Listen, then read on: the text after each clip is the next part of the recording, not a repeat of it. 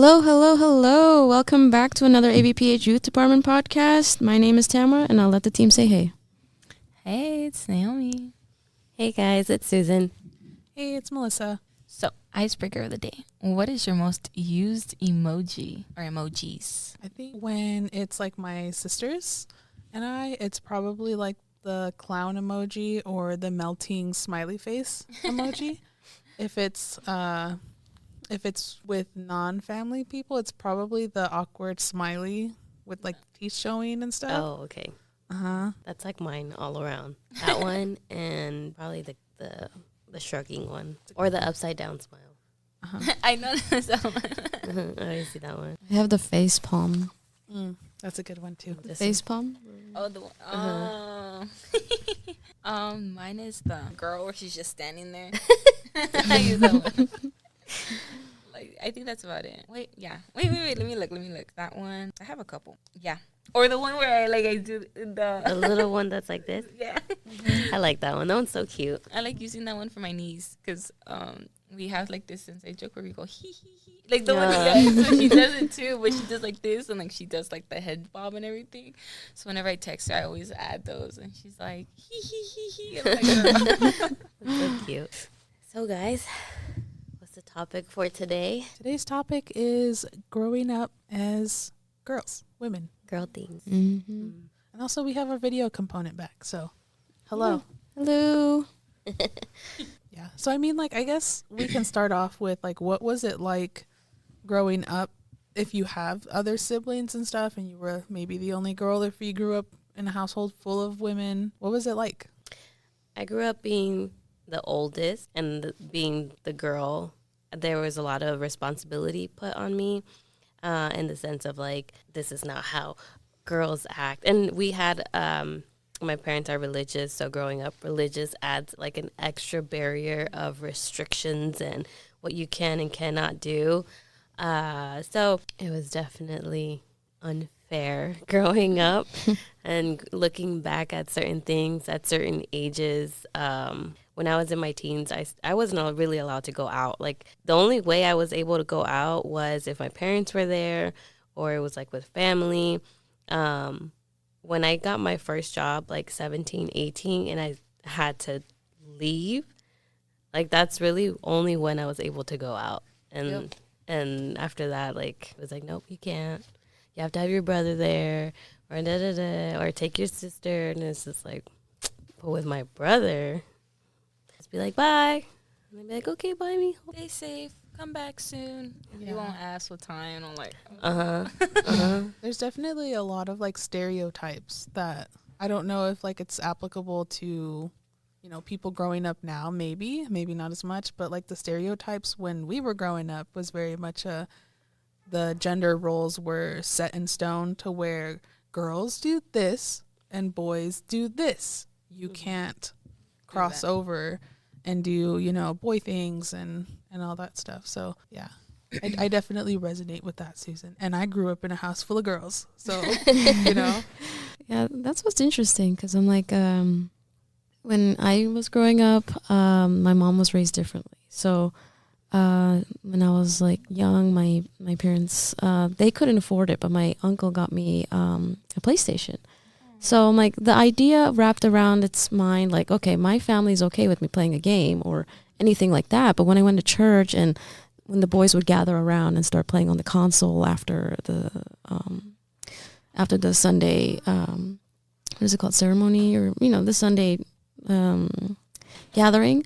Anyway, they would all gather around and play the console. And then when I came around and I was like, oh, can I play? And they're like, girls don't play games. Girls, they're like, you know how to play? And I'm like, yeah. I'm like, I have one at home. And I'm like, and they would always kind of like alienate me because there was like more boys at church than girls. And so I was like kind of like the odd one out because I was doing what they were doing. And like for example, I would play like football with them, well, soccer, but I mean, we say football, and then I think in Spanish is also football. yeah. I would get like kind of like in the sports mode and everything like that, and they would be like, oh, you're a girl, like you're gonna hurt yourself, and then I would be the one beating them, like I win.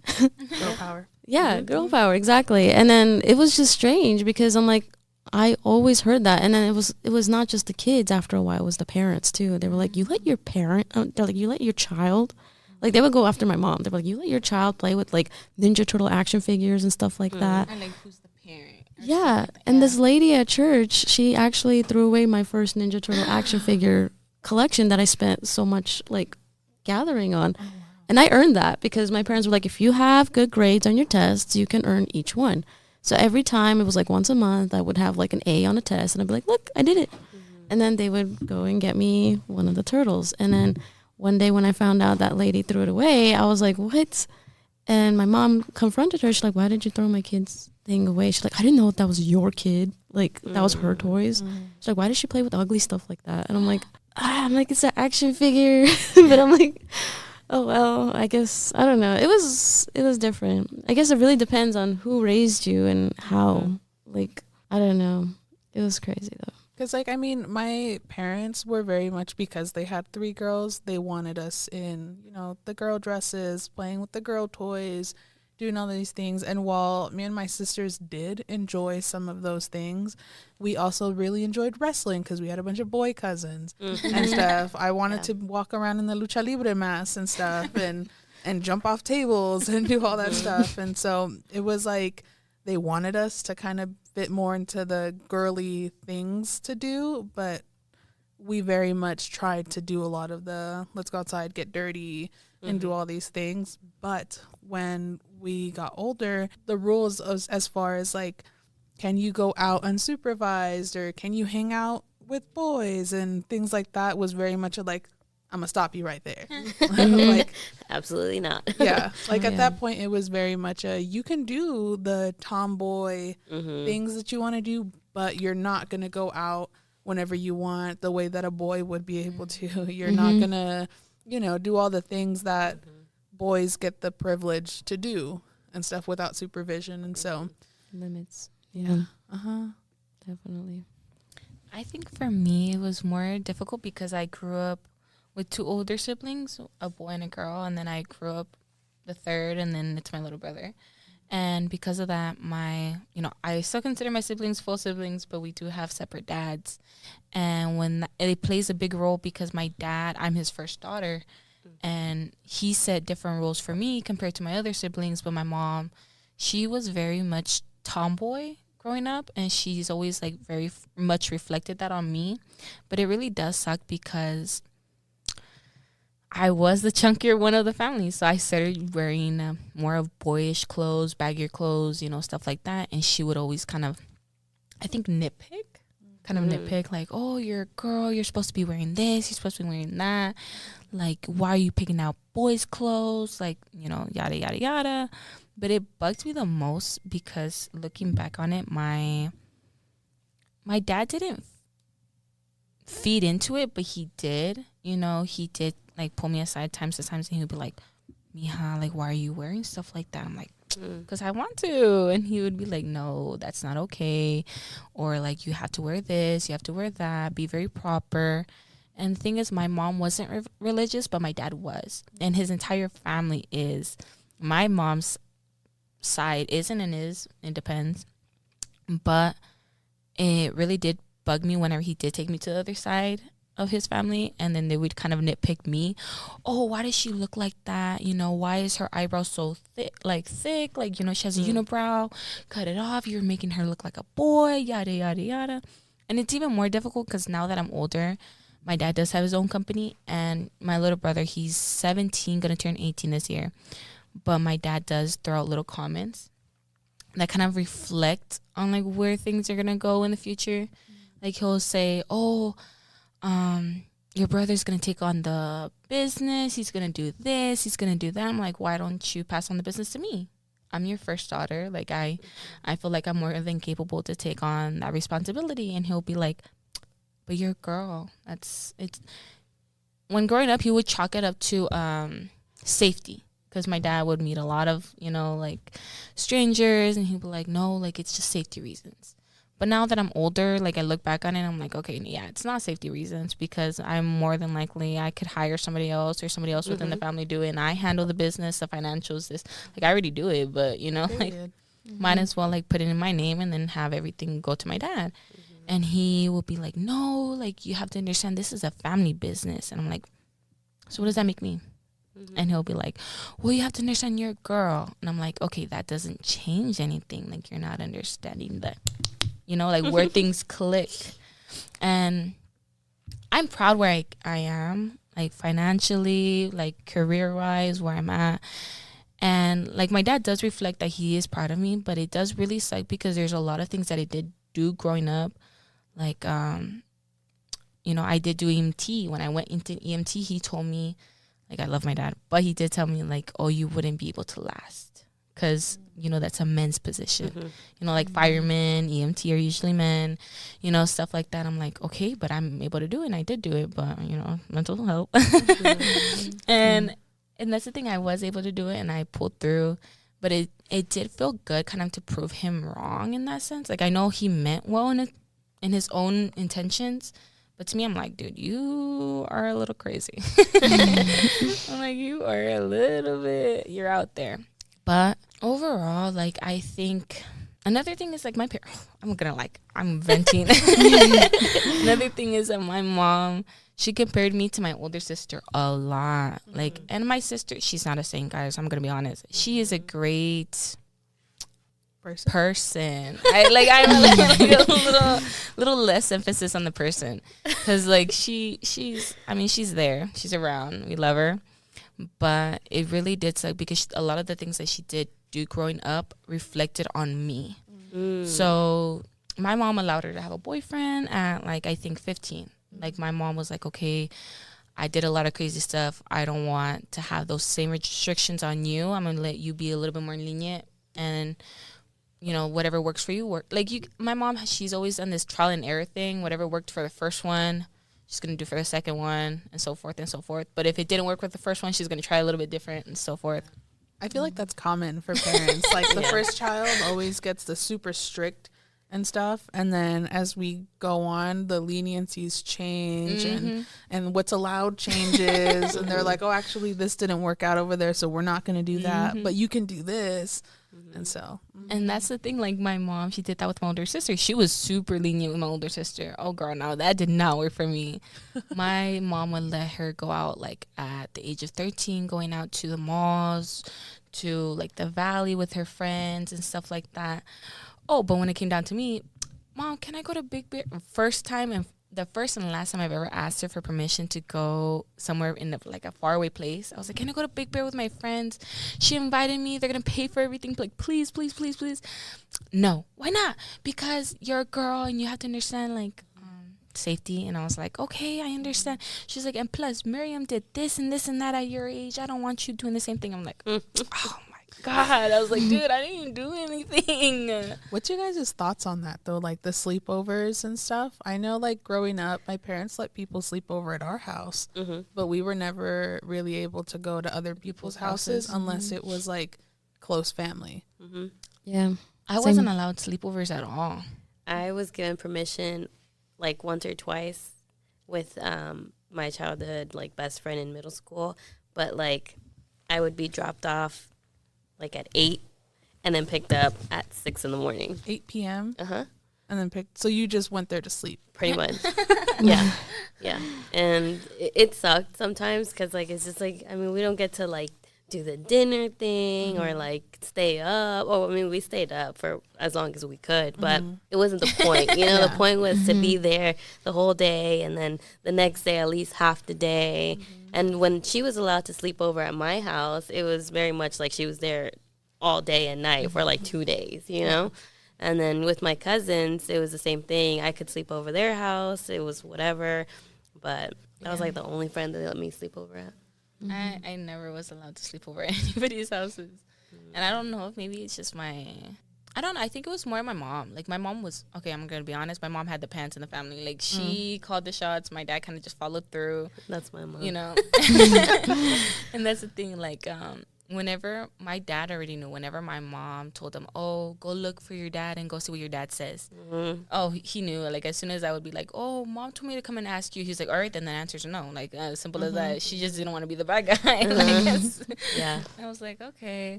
But I was never allowed to sleep over at anybody's house. Till this day, I am not allowed to. Like, yeah, I'm a grown adult, but girl. I guess, like, my mom's a little bit more lenient about letting me out late, but I'm a granny. I go to sleep by 8 o'clock. I cannot pull through. But overall, she does allow me to kind of, like, do my own experiences. Like, she lets me go out of the country. Like, not crazy, but, like, she does let me go to, like, Mexico and stuff. Before I wasn't allowed to. Out of the city, it's fine. Before I wasn't allowed to. Like, you know. But as soon as I turned 18, all rules were off. And the only thing I wasn't allowed to do was dye my hair. I actually just started dyeing it back in, yeah. Like, before I would, don't judge me, I did my own, like, DIY bleach at the house. Oh, my God. She was so mad. But I think between the ages of, like, 16 to 17 or, like, 15 to 17, I tested my boundaries a lot with my mom. And that was mainly because she just didn't let me go out. But there was one thing I made sure that I did not do was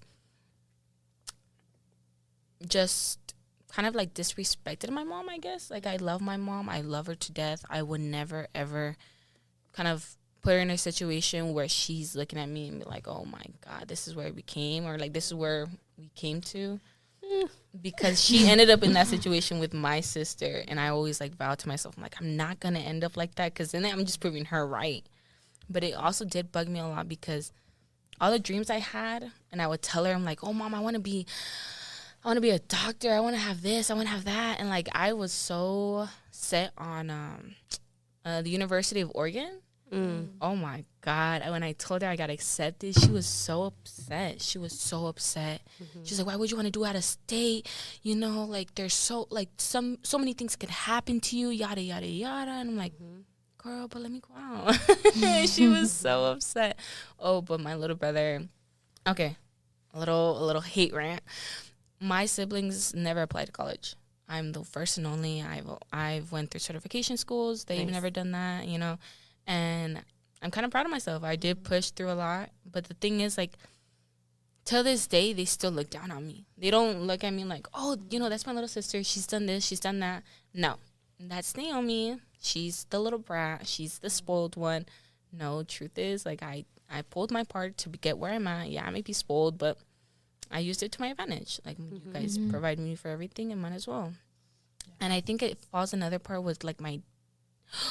Oh, no. If I could cut the rest of the part out, I would. But no, like, my dad's side of the family, they're machistas. They're very much, like, they serve men. Men come first in the family. They rely on them for everything. And I would never forget the first time I told them where I landed here at AVPH. They were like, shouldn't a man be doing that? And I was like, oh, ouch. You know what's so crazy? Like, leaning into the AVPH culture and everything, like, you look around and we don't do this on purpose, but a lot of the people who work here are women.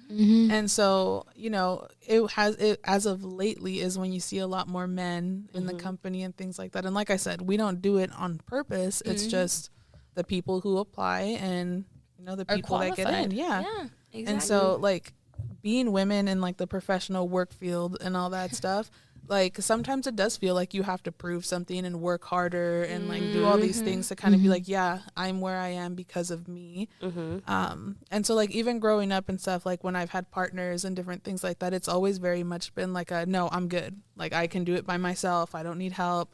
I've learned how to put air in my tires and do all that. I can't change a tire still, but, you know, like, stuff like that where it's like, you know, you work really hard to be where you're at, and, like, no one can take that away from you, whether they want to acknowledge it or not. It's like, you know, I went to school, I did my time in this job and that job, and now here I am because of all the work that I put into it. And so.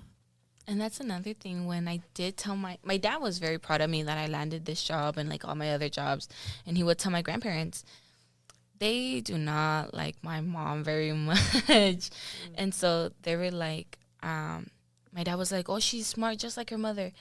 And I will never forget, my grandma looked at me and she was like, "You are your mother's daughter." And I was like, "What is that supposed to mean?"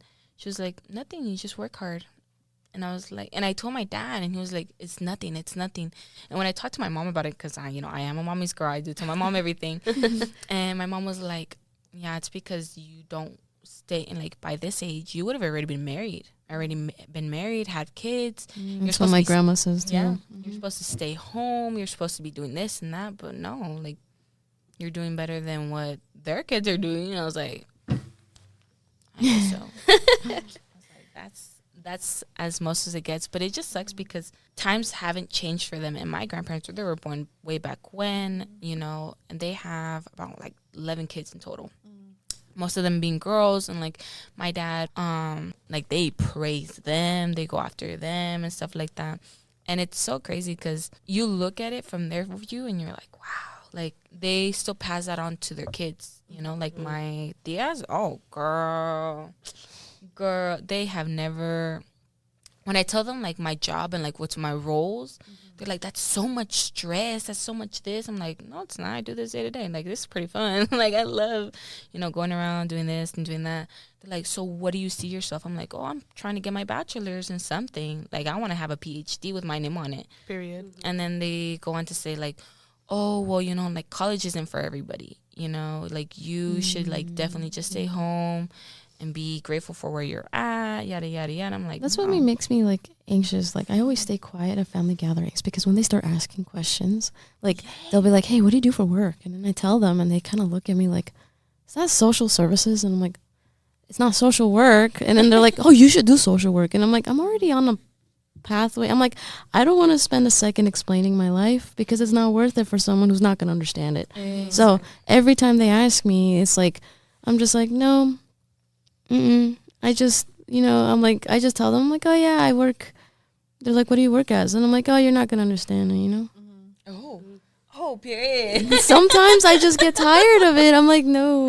I've been told so many times. Even my cousins notice it. They're like, when the adults approach me and they ask me what I'm doing, they'll be like, "This poor girl keeps getting asked the same questions." And I'm like, yeah. I'm like, switch places with me because she wants to do the same thing as what I'm doing. And so I'm like, switch places with me. She's like, "Nah, I'm good."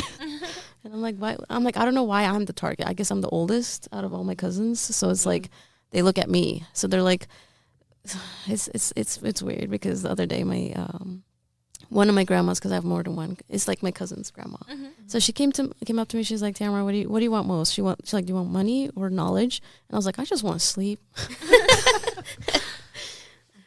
Agree. Yeah, that's it. And I'm like, you know what? If you have sleep, you get good knowledge. You use that knowledge and you make money. Exactly. You That's know it. what?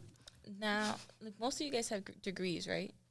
Yeah. Okay. Mm-hmm. So how did that feel, going to college and obtaining that degree and then showing that to your family?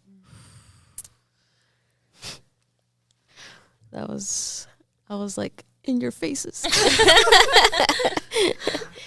I mean, like, I'm not gonna lie, like, we've had this conversation on like separate podcasts when we talked about college and stuff, but like college for me was like a college or bust kind of thing, like in my family, because my oldest sister didn't do the traditional college route and all that stuff, and then all my friends were doing college and applying and all this, and so I was like, shoot, I guess I better apply to college. So I did college. I randomly picked a major.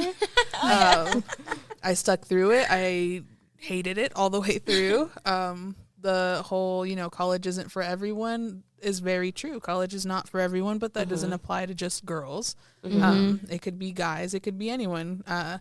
And so for me, it was very much I already put a year into it. I might as well keep going. And then Gotta see it all the way through. I already put 2 years into it. Might as well keep going. And so that's what got me through my bachelor's degree.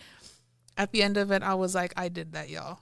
Like, you cannot sit here and tell me I framed my bachelor's degree and put it up. And I was like, that was that. And then when I went off and did my master's, it was the same. I was like, I hate this. But, But now that falls into another question. So how did it feel? Like, did you guys have a lot of male associates in your guys' class when you guys graduated? Honestly, I don't know. It was I'm not random. paying attention. I graduated in the COVID area, so it was all virtual. I don't know. And then when we were attending class, at least it depends on what majors you really pick, I think. Because in the psychology, it's pretty split in the middle between men and women, at least in the classes that I were in.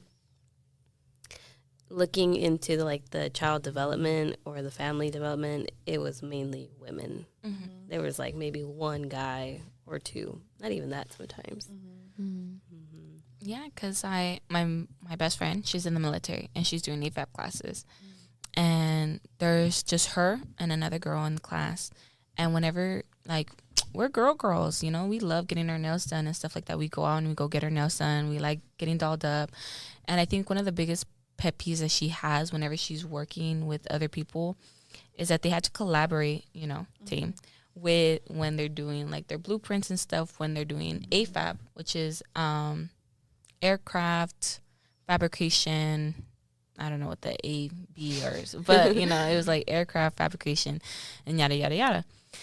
And I will literally forget that she was telling me that, she's telling me all this stuff. And I'm like, oh, girl, you know your stuff. She was like, that's not what the men think in my class. I'm like, oh. She was like, yeah, there's times where, they'll dumb it down for her. And she'll be like, dude, I know this. I already done this. You're talking to the wrong person. And that's the thing. The lady that, the instructor that teaches them the class, she'll look at my best friend. She'll be like, what's the answer? She'll give her straight out. And she's like, correct. And then there will be a guy in the background be like, yeah, because you guys talk to her. Well, yeah, she's the one that pays attention. I don't know about the rest of you guys, but and I really hate stuff like that because even in the video game community, when I watch what is it called? I watch these YouTubers and they're genuine gamers. I'm not going to sponsor them, but I know them, and I follow them. And so she, in one of her videos or live streams, she joined what is it called? A voice chat filled with men. And they were just calling out on her. They're like, I bet you smell. I bet you don't even know how to play a game. And she literally got first place in that round. She literally destroyed them. And I was like, this is what I'm talking about. The stigma, or what's that new thing that's going around? Where there's a society of men coming together, going against women and all that. I don't remember, what is it called? Something with a C. I have no idea. But I mean, in this episode, it's no type of hate towards men. No, not whatsoever. No, sorry about that. Yeah, no type of hate against men or anything like that. But more just talking about the experiences of really we've grown up in a man's world essentially. You know what I mean? And so it's a lot of work on our end to try to kind of prove ourselves. We're equals. Yeah, we're equals. We're able to do just what you're able to do. We have the same mental capacity as you guys and stuff like that. And even more, to be honest, because men weren't, not to be mean, but I feel like men are raised to be the providers and the workers. So sometimes they lack the nurturing and the compassion and the emotional capacity that we hold. But in reality, we could be the providers and the workers and the construction peoples and stuff, plus the emotional capacity that we hold. I mean, women are unstoppable. Girl power. Yeah. So I mean, all in all, this has been very much to just kind of share, because I'm sure that there's other people out there, girls, that are experiencing difficult times in school, things like that. It's you're not alone. And as much as we see it a lot more now, still feeling that connection between people where it's we all have similarities, we all experience similar difficulties, similar stigmas and stuff on the gender roles and what's expected of everyone. And all that, and it's just kind of here we are now. Yeah. I definitely do think that. Sorry, no, go ahead. The newer parents, the younger parents, or maybe even the older parents that are having kids around this age, are changing their minds a little bit and trying to break barriers and stigmas and those old cycles. So kudos to them. But you know what? I believe that, but I don't. Because my sister, she has 3 girls. No, cap. She has a first boy and then 2 girls. And I've noticed that she kind of you guys met her. But, and I don't know when it was, but there was this time where she was like telling me something, and I'm like, that's not true. And she was like, yeah, it is. I'm like, where are you getting this information from? And she's like 8 or 9, but she talks very fluently for her age. So I'm like, oh, like what's, like, where are you getting this information from? And she goes, oh, 8. My brother told me, which is the oldest. And I'm like, Mom, he's not right. Yeah, he is. I'm like, who told you this? Well, he's the oldest, so I'm assuming. I'm like, girl, no. I'm like, he's a year older than you. Calm down. Yeah. You know what? And then when I talked to her mom about it, I'm like, girl, you need to figure out something and like try to communicate with both of your children and see like what they're kind of putting out there, because I don't think there was nothing wrong. It's just that she was saying that like women don't have like the same mental capacity, emotional, like they're very emotionally distressed and like this and this and that. I was like, that's not true. That's false. Yeah, I was like, that's not true. And when I told my sister, she's like, well, yeah, like you met her, like, and they're exactly alike, like older sister. Like they act so alike and they bump heads all the time because they, like, it's just talking to the same person. But just, was she a young parent?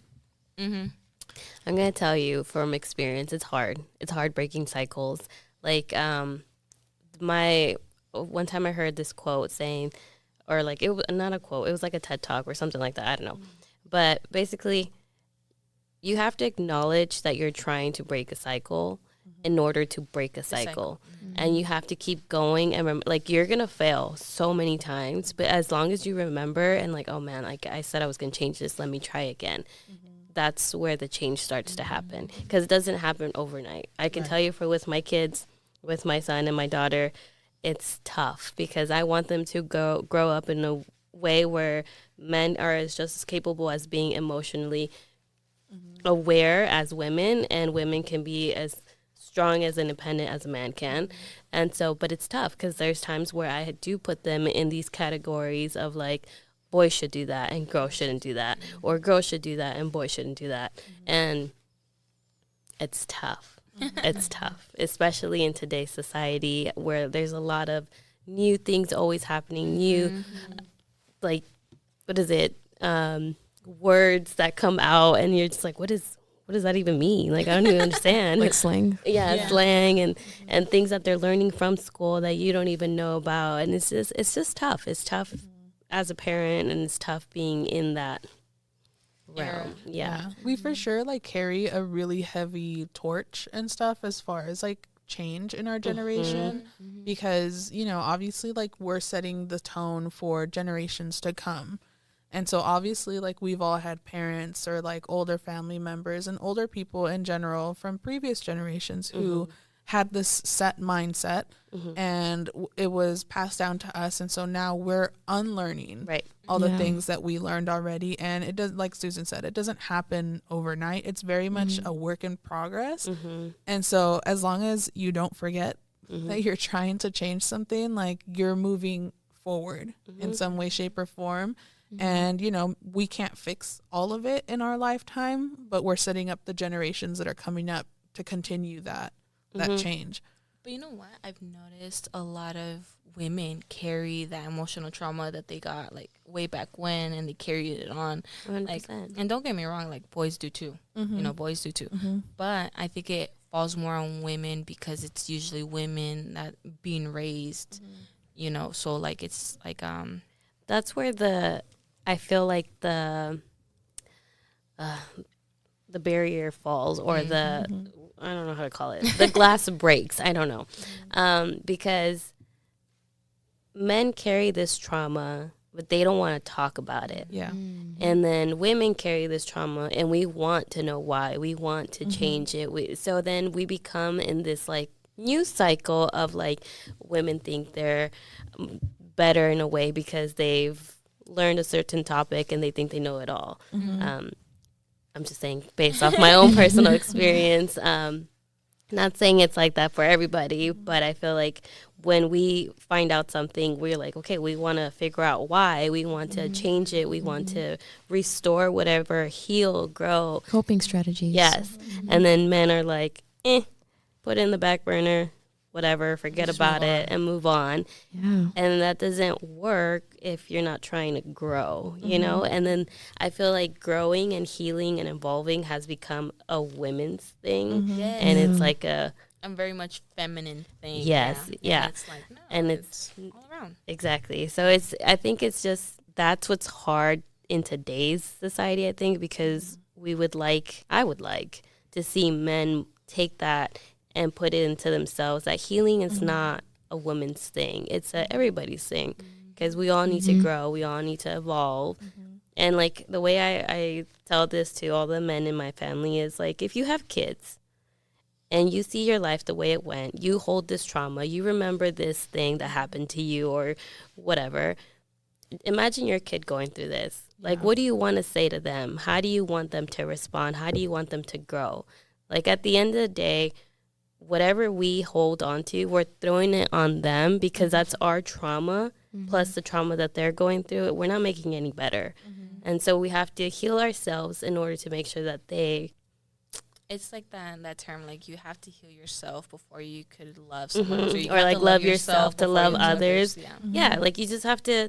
You have to be open to it. And I think that fixated mindset is very strong in the men's and a lot of women's too, because there's some women that But just you can't know be what? changed. You know what? It's so crazy because I don't feel like men know what they've gone through is considered trauma. You Yes. know? Yes. Like I did speak to a couple, like there's been a couple stories where I've like learned from other men and then they say this. I'm like, ooh, that does not sound okay. And they're like, well, yeah, I grew up this way or I've learned this way. And I'm like, okay, well, that's not the right way. You know, It's like take- that's not normal. yeah, you know, Exactly. like that's not healthy or yada, yada, yada. And, you know, it's so, they grow up for so long within that cycle, they can't break that cycle. But compared to women, we realize what they say or what they do, it takes a toll on us. And we try to like our best kind of move forward with it or try to heal within ourselves, like Susan said. And that's why sometimes like there's some girls that you meet and they're like so loving, so caring, and they're so like, they're very much like, they just give like a glowing energy and you've noticed like, oh, like they're good people. And then there's some girls that you meet and they're just mean altogether towards like anybody, and you try to talk into them and turns out like they're just sweet people. Just they've never healed themselves in a good term where they're able to give off that energy. You know what it could be too is knowledge.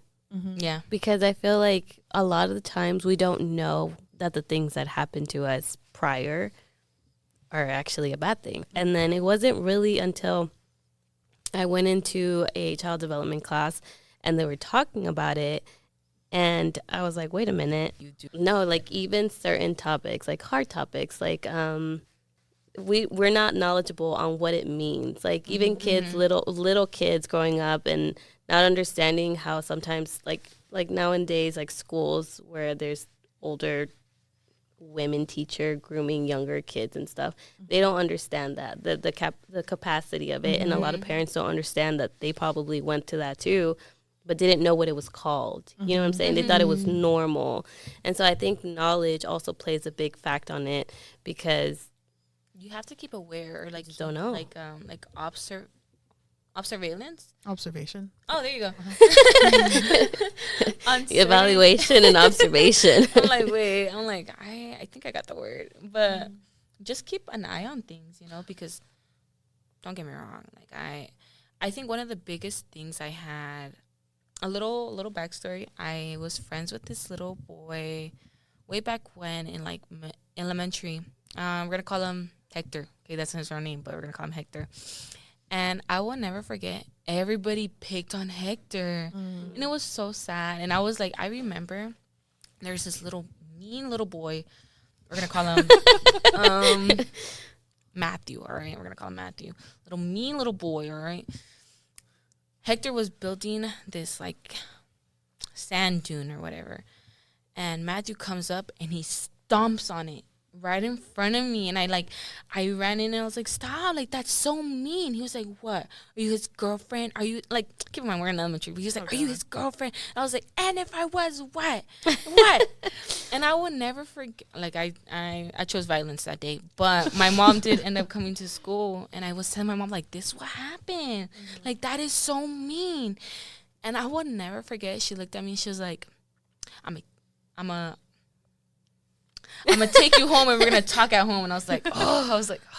And she took me home and she sat me down and she was like, what you did was right, but that doesn't give you a right to like choose violence. And I was like, okay, I understand. And she was like, but this one time I'm gonna give you a pass, but you have to understand that next time go grab your cousin and have your cousin deal with that, which my cousin was a boy.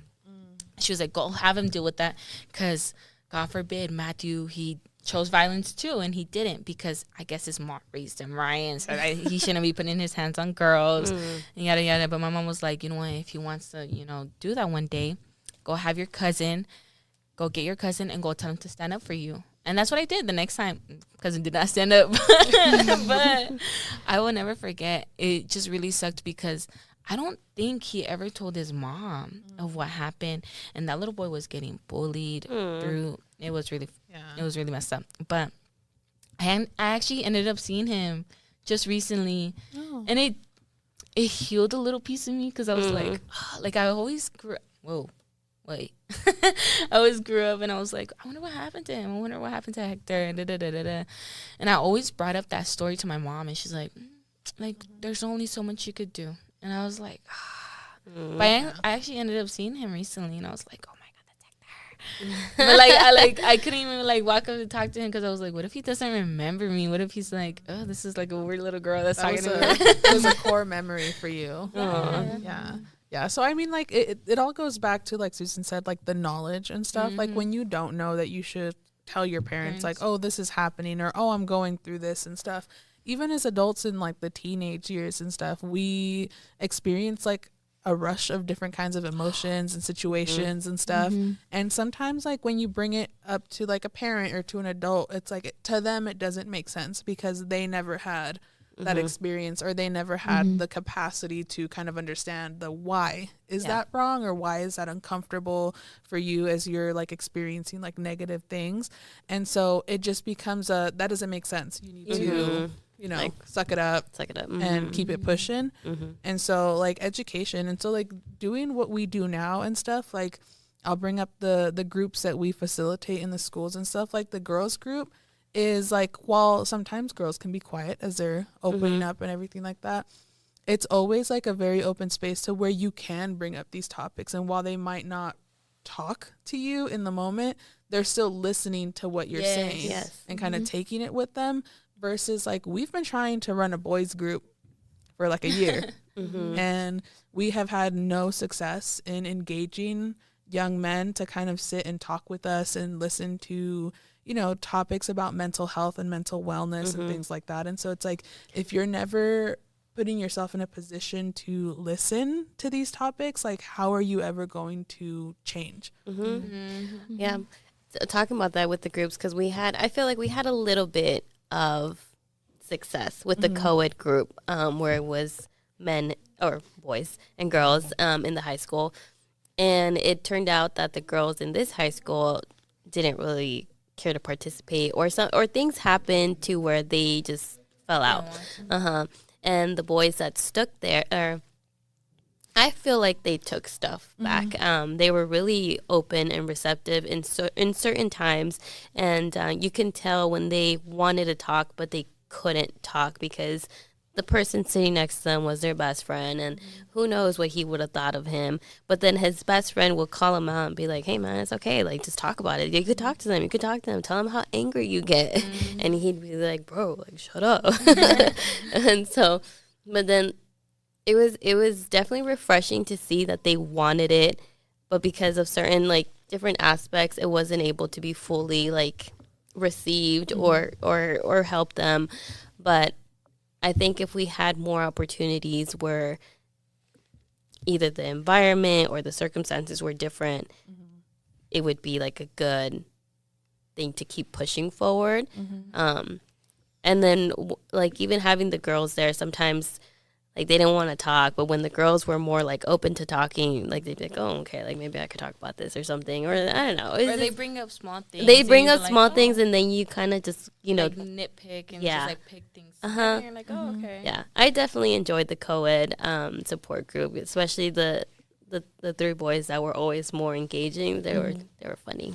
Mhm. Yeah. So I mean, like, definitely something in our work that we like to push for and stuff, because like we've talked about in this episode, like, it's a really big charge that we're kind of leading up as far as like we notice something needs to change. We're educating ourselves on what it is that needs to change, and then we're kind of pushing from there. But I mean, we're coming up to the 50-minute mark almost.